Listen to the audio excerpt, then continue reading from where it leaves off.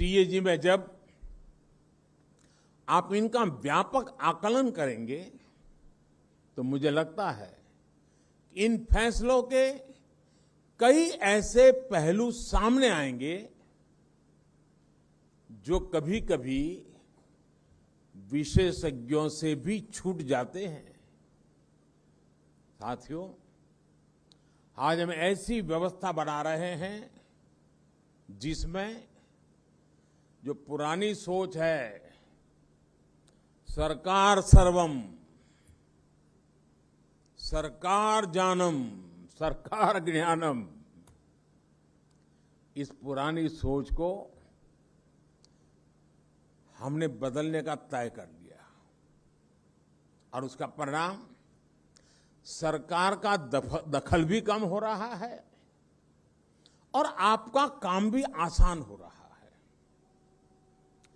Minimum government, maximum governance, contactless customs, automatic renewals, faceless assessments, service delivery के लिए online applications, इन सारे reforms ने सरकार के गैर जरूरी दखल को खत्म किया है। सिस्टम में जब ये ट्रांसपेरेंसी आती है तो नतीजे भी हमें साफ साफ दिखाई देने लगते हैं। आज भारत पूरी दुनिया में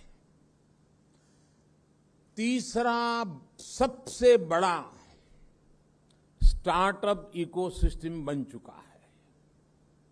आज 50 से ज्यादा हमारे भारतीय यूनिकॉर्न खड़े हो चुके हैं।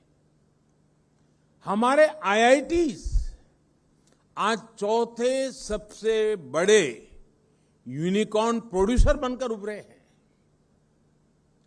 मिनिमम गवर्नमेंट, मैक्सिमम गवर्नेंस के इस अभियान में आप सभी को, देश की हर संस्था को सहभागी बनना है, ओनरशिप लेनी है, ट्रैवलर के रूप में चलना ही चलना है। हमारी हर संवैधानिक संस्था के लिए ये अमृत काल का एक संकल्प 2047 में जब हिंदुस्तान शताब्दी मनाएगा तब देश को बहुत ऊंचाई पर ले जाने की ताकत के रूप में काम आएगा।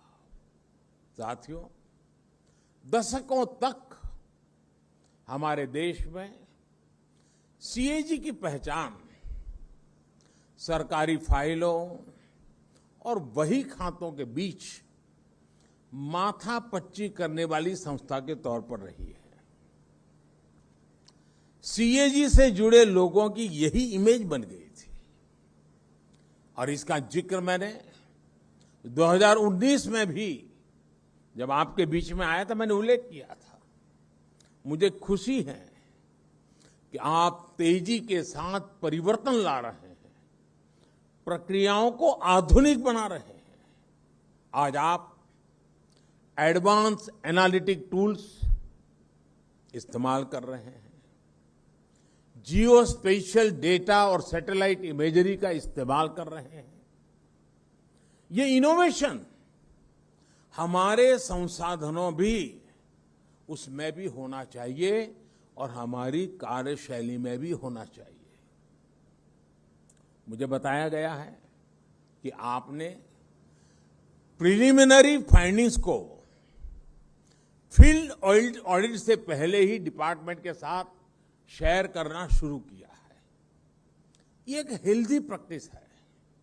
जब आप इन प्रिलिमिनरी फाइंडिंग्स को अपनी फील्ड स्टडी के साथ कंबाइन करेंगे तब इसके परिणाम और भी अच्छे निकलेंगे।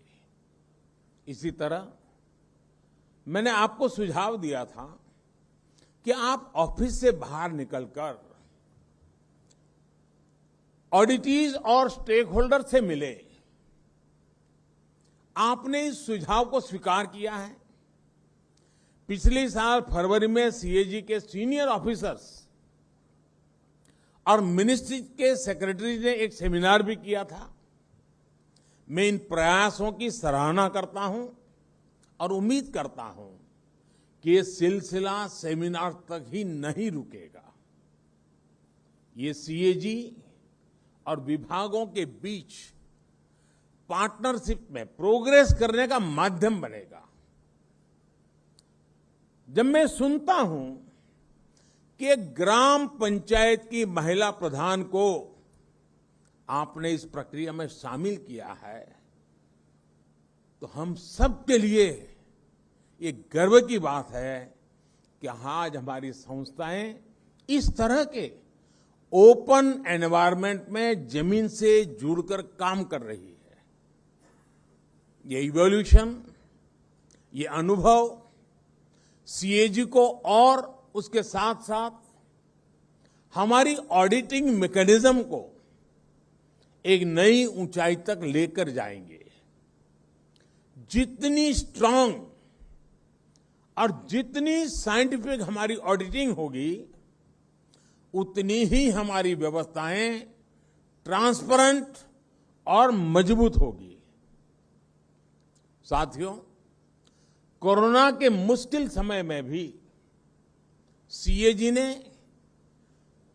कितनी तन्मयता के साथ काम किया, इसकी जानकारी मुझे मिलती रही है और अभी कुछ बातें मुर्मू जी से भी सुनने को मिली।